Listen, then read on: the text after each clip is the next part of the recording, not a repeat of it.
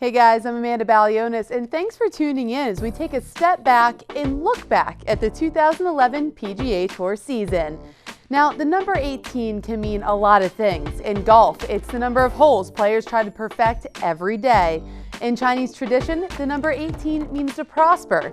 And in mathematics, it's the only number besides 0 that equals twice the sum of its decimal digits. But if you are a player or a fan of the PGA Tour this season, 18 has a totally different meaning. 18 has made history. There were 18 playoffs in the 2011 season, which is the most in PGA Tour history, beating the previous record set in 1988 and again in 1991 of 16 playoffs.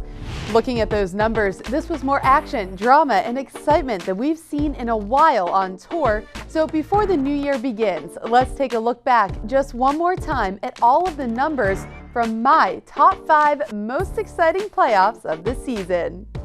At number 5 sits the longest playoff of the year at the Fries.com Open, which initially drew huge crowds because of Tiger Woods being in the field. But in the end, all eyes were on Bryce Mulder and Bryony Baird. You had Baird, a 16-year veteran, still looking for his first victory on tour, while Bryce Mulder, one of the most highly anticipated players to turn pro out of Georgia Tech, well, he was looking for his first win after 10 years on tour.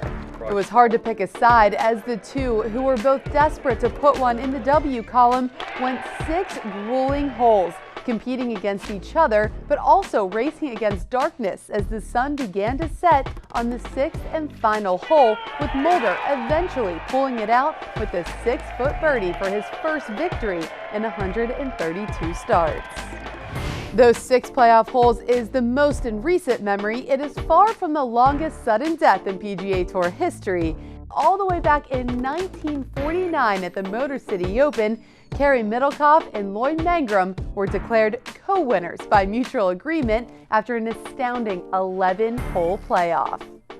Number 4 is one of the most feel-good stories of the year as a charismatic rookie made history at the Humana Challenge. In only the 3rd tournament of the season and the 2nd full-field event, rookie Jonathan Vegas made a statement by beating out Bill Haas and Gary Woodland for his first career victory, and he also became the first Venezuelan to win on the PGA Tour. His reaction and smile captivated the golfing world, casting the 27-year-old into the limelight for the rest of the 2011 season. Sitting in 3rd was an unforgettable Palmetto State battle as South Carolina native and former Clemson University teammates went stroke for stroke at the Wells Fargo Championship, outplaying everyone in the field until it came down to the 2 friends who have played over 100 rounds together, starting all the way back in junior golf. Lucas Glover watched in the clubhouse as Jonathan Byrd left himself a 15-foot putt for birdie to force a playoff, and Glover had no doubt that his former teammate would make him sweat it out. Told you. Called it. The 8th playoff of the season, the 3rd consecutive sudden death in a row, ended after just 1 hole, with Glover coming out victorious, notching his first win in 2 years. The real winner of this week, though, probably Clemson's golf coach Larry Penley, who I'm sure saw a serious influx of interest in his program after one of the most exciting playoffs of the year.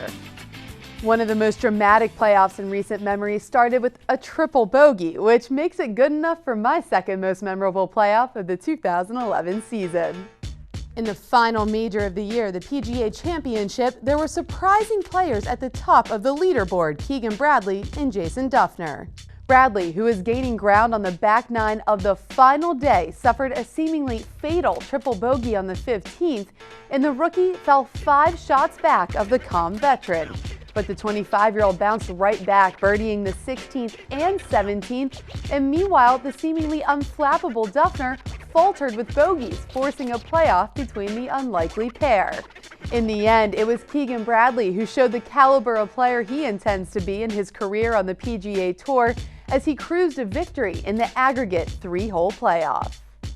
And rolling in at the #1 spot, well, really, there is just no debate when it comes down to the unbelievable play at the Tour Championship by Coca-Cola, where Bill Haas, who was fighting to become the second captain's pick for the U.S. President's Cup team, went head-to-head in the playoff finale with Hunter Mahan.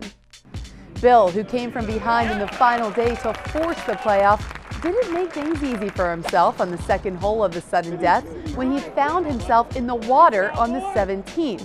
When almost everyone thought Haas had just played himself out of the race for the FedEx Cup, he hit one of the most incredible shots we've seen in PGA Tour history, sticking it within feet of the hole and eventually going on to win both the Tour Championship and the FedEx Cup. There were 1,009,805 shots from the first shot at Kapalua till just now, and it came down to one shot. Congratulations on a tremendous season and the most exciting FedEx Cup finish we've had. Bill Haas, our FedEx Cup champion. So that is 18 playoffs, 36 combined holes, 31 total players, 2 playoffs with more than 2 players, and 1 playoff every 2.5 weeks. It's been an incredible year of players competing at the highest level, challenging themselves and each other to bring their A game every day of every week. It's unlikely that we will witness a historic year like this one in the 2012 season, but you never know with the kind of talent that will be returning next year to the PGA Tour.